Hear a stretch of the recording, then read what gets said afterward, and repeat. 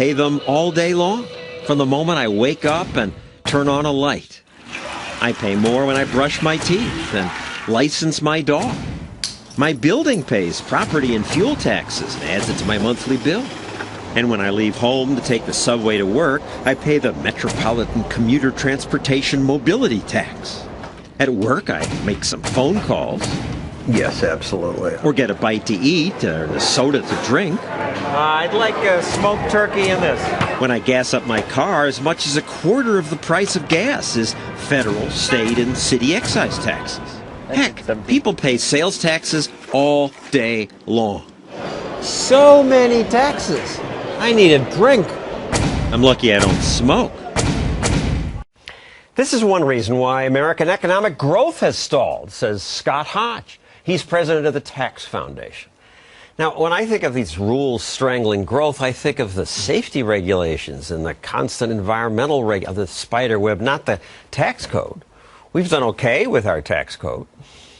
The tax code is a mess, and it's because of these 70,000 pages that dictate virtually every aspect of our lives and cost Americans about 6 billion hours worth of our time just to comply with. And that's the reason about 6 out of 10 of us pay someone else to do our taxes, because it's not only so complicated, we're afraid of making a mistake and getting audited. So it's created fear in Americans as well as complexity. And you're saying that those 6 out of 10 of us could have used that money and time more creatively, might have boosted the economy, doing something useful. Oh, it's what we call deadweight loss. It costs the economy about $200 billion a year just to comply with this 70,000 pages of tax regulations. That's part of the reason why the economy is growing so slowly.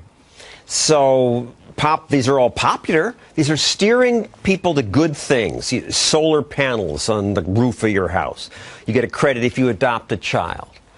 The Congress passes these things because people say, that's fair.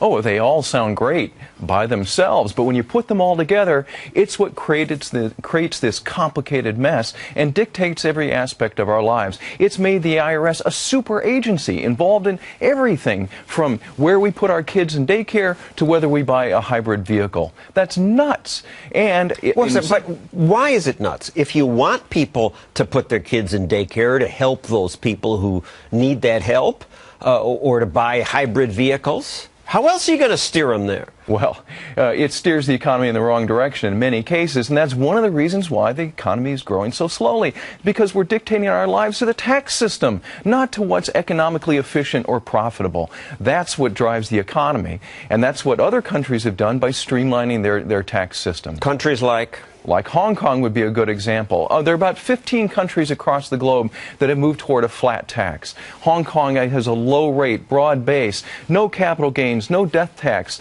no other sorts of taxes that create all of this economic inefficiencies. And to be clear, Hong Kong doesn't have a flat tax, but it has a simple tax. A simple tax. Russia, Estonia, a bunch of countries have 15 or 20% flat taxes. Exactly. And Hong Kong went from poor to rich in just a few years. They grew out of poverty because of simple rules.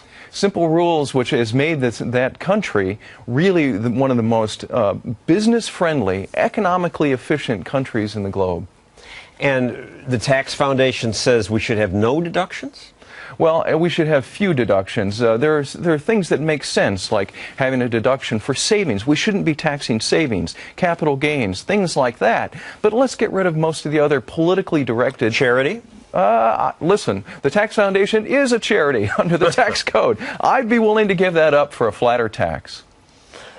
Okay, a man willing to give up money for a flatter tax. Thank you, Scott Hodge. Coming up.